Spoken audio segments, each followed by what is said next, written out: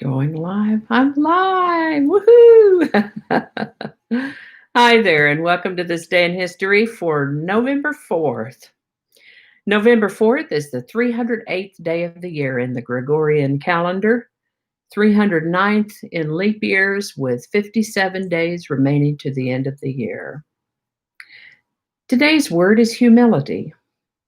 If you've been watching my videos for a while, you might know that sometimes I take the word of the day from something covered in the day's episode.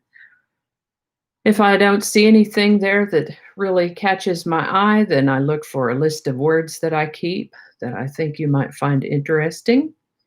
Sometimes, though, I just find myself without a word to define and have to search one out. Today's word, humility, is one that I've been studying most of my adult life. The dictionary says humility is freedom from pride or arrogance, the quality or state of being humble. Now, the words humble and humility come to us from Latin humilis, which means low, according to Merriam-Webster. I'm not a Latin scholar at all, so if you happen to know different, let me know in the comment section, not show notes, comment section.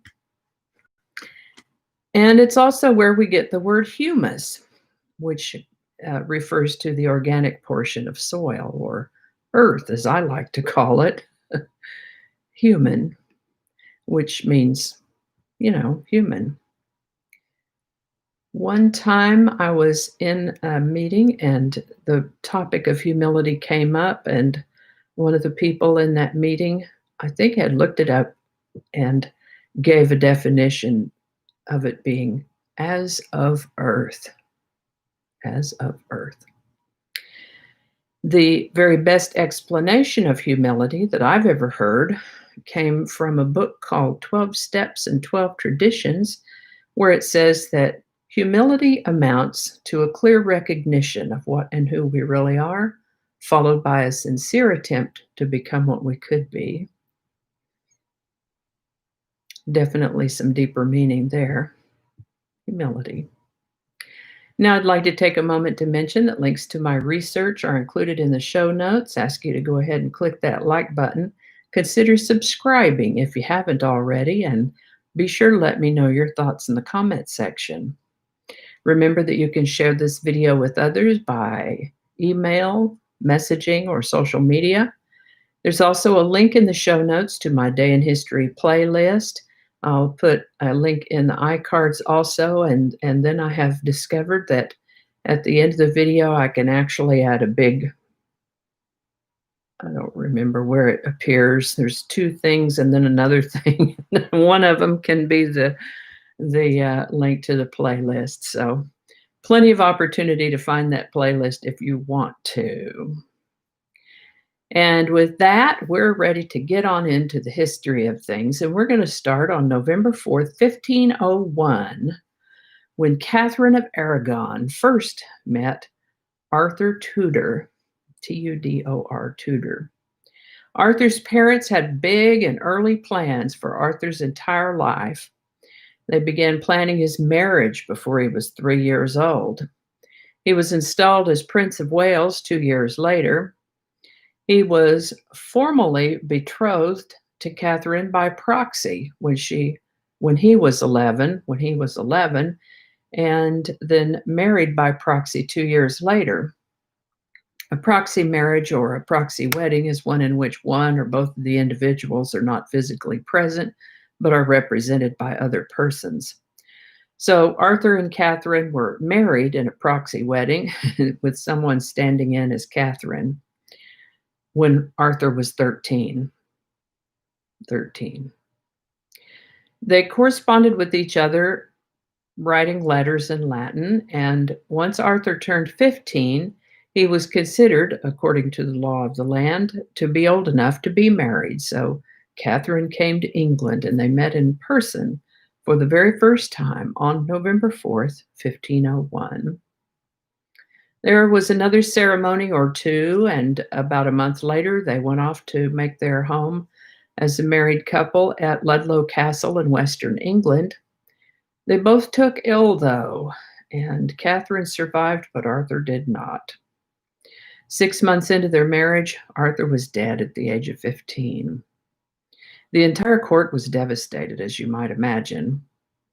They came up with the brilliant idea of marrying Catherine off to Arthur's younger brother, Henry. That'd be Henry VIII. We've talked about Henry VIII before. So, of course, there's lots more to tell, but the point of this item is that this was the day that Catherine of Aragon and Arthur Tudor met. And we've covered that now, so we can move on to the next bit.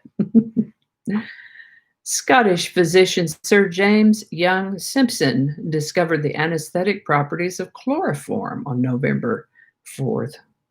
Yeah, it is the 4th, 1847. This is the birthday of someone I like to refer to as Oklahoma humorist Will Rogers, born November 4th, 1879. Actor on stage and screen, cowboy, newspaper columnist, and social commentator, Will Rogers. Affectionately known by many as Oklahoma's favorite son. There are miles of Will Rogers quotes. He was just brilliant. One of the things he said was, even if you're on the right track, you'll get run over if you just sit there. I have placed a link in the show notes to a number of his other quotes. Hope you enjoy those as much as I do. Very sadly, he died in a plane crash when he was 55. The first portion of London's subway system, known as the Tube, opened on November 4th, 1890. This is the birthday of Earthy.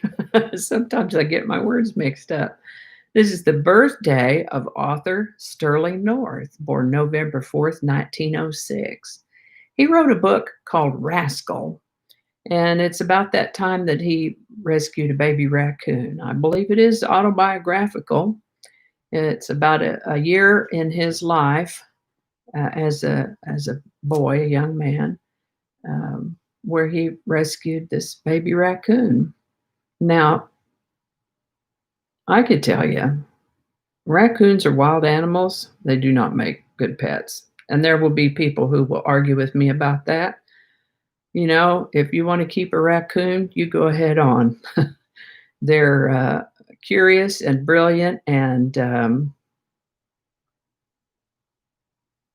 better left to those more qualified to handle them, not me. I'm not saying I don't like them. They live outside. And you got to mind your stuff because they will get into things. But he didn't know that, so he rescued this baby raccoon, and they had a lot of fun, and the raccoon was a raccoon. So my grandmother had given me a copy of this book, I believe for my birthday when I was a little girl, and I enjoyed it tremendously. So if you have a chance to read the story Rascal by Sterling North, go ahead and pick it up. Sterling North, that is, lived to the age of 68. Japanese Prime Minister Hara Takashi was assassinated in Tokyo on November 4th, 1921. British archaeologist Howard Carter and his crew found the entrance to Tutankhamun's tomb on November 4th, 1922. And I can hardly think of Tutankhamun without thinking of Steve Martin singing King Tut. What a hoot.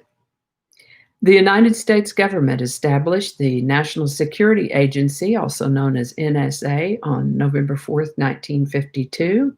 I hadn't realized it was that long ago. Dr. Jane Goodall observed chimpanzees creating and using tools on November 4th, 1960. Now, I knew that they had been observed using tools, and what a phenomenal discovery that was, but I didn't realize that it was so long ago. I thought that was a more recent discovery. So, nope, 1960. There you go.